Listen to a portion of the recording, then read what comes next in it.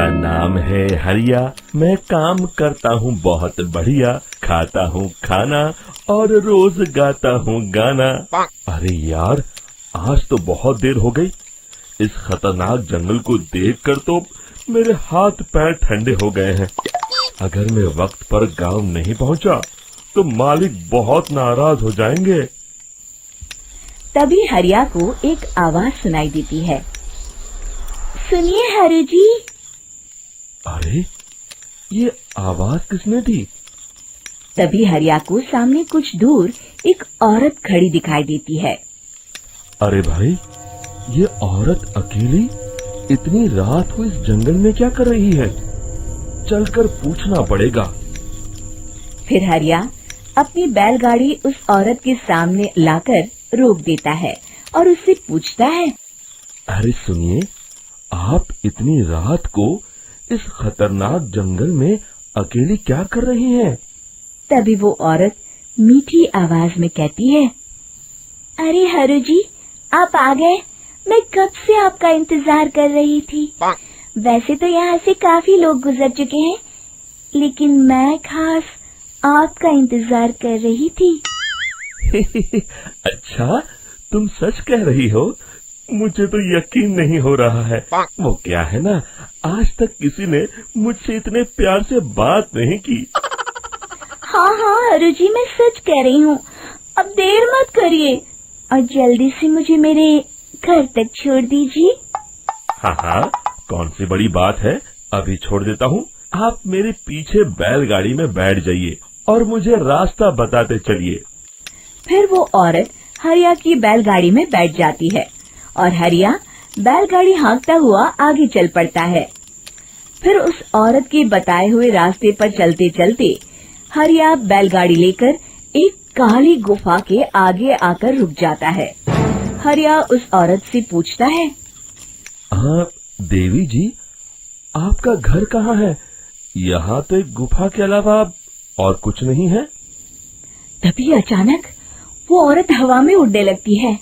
देखते ही देखते उसका सुंदर रूप एक डरावनी चुड़ैल में बदल जाता है और वो जोर जोर से हंसती है। अरे तू तो एक नंबर का बेवकूफ निकला। तू तो बड़ी आसानी से मेरी बातों में आ गया। अरे मर गया रे, ये तो एक चुड़ैल है। हे भगवान बचा ले, ये तो बड़ी डरावनी दिखाई दे रही है।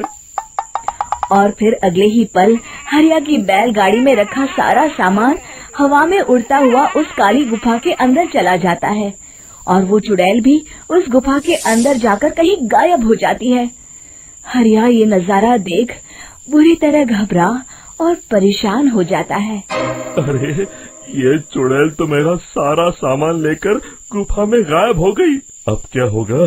अगर मैं गांव खाली हाथ गया तो मालिक मेरी अच्छी खबर लेंगे। मेरी इस बात का कोई यकीन भी नहीं करेगा। फिर आखिर वही हुआ। हरिया के मालिक चंपक सेठ को हरिया की किसी भी बात पर रत्ती भर भी यकीन नहीं हुआ। चंपक सेठ को लगा हरिया झूठ बोल रहा है और उसने ही लालच में आकर सारा सामान हड़प कर लिया है। फिर हरिया को बेईमान समझकर चंपक सेठ उसे काम से निकाल देता है।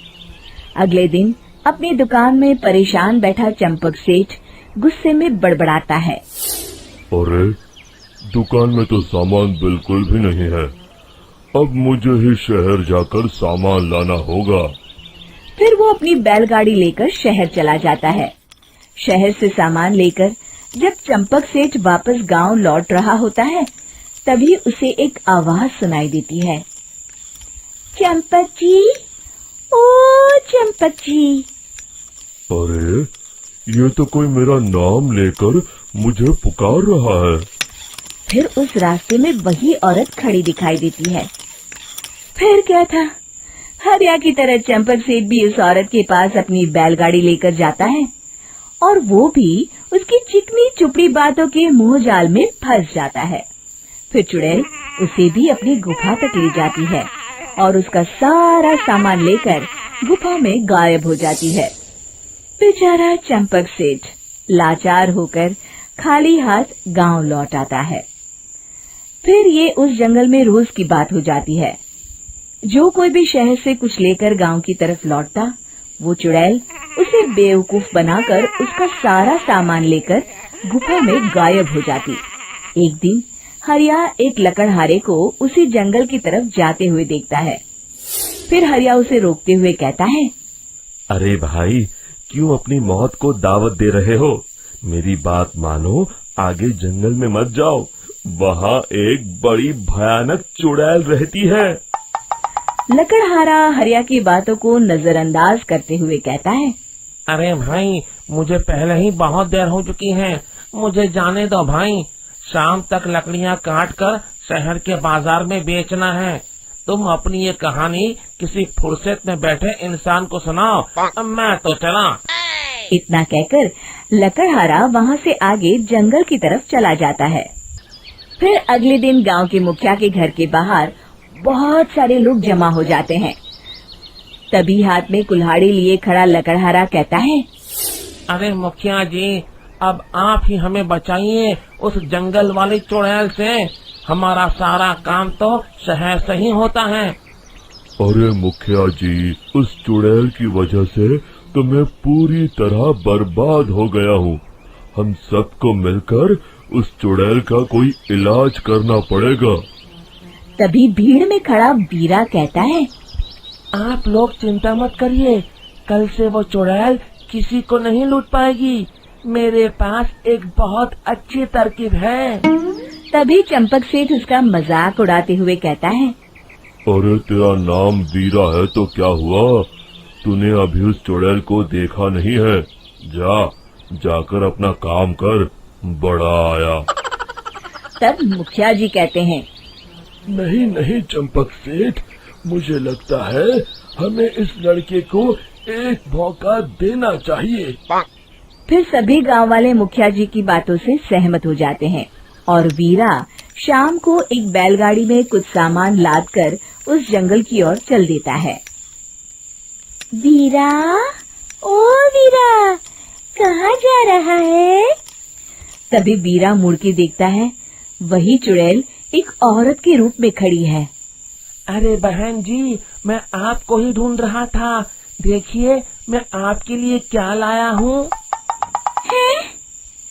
अरे वाह, तो खुद मेरे लिए इतना सामान लाया है। तू ही अकेला गांव में समझदार है। जरा देखो, मैं भी खोल के, बड़े भूख लगी है। जैसे ही चुड़ैल उस सामान पर से कपड़ा हटाती है, एक भगवान शिव की तेज रोशनी उसके अंदर मूर्ति से निकलती है और चुड़ैल अपने असली रूप में आकर जलने लगती है। अरे मैं जल रही हूँ, बचाओ! बचाओ! ओम नमः शिवाय, मर गई मैं! देखते ही देखते वो चुड़ैल राख के साथ उड़ जाती है और सभी गांव वाले भी वहां जाते हैं। शिक्षा बुराई पे सदा अच्छाई की ही जीत होती है।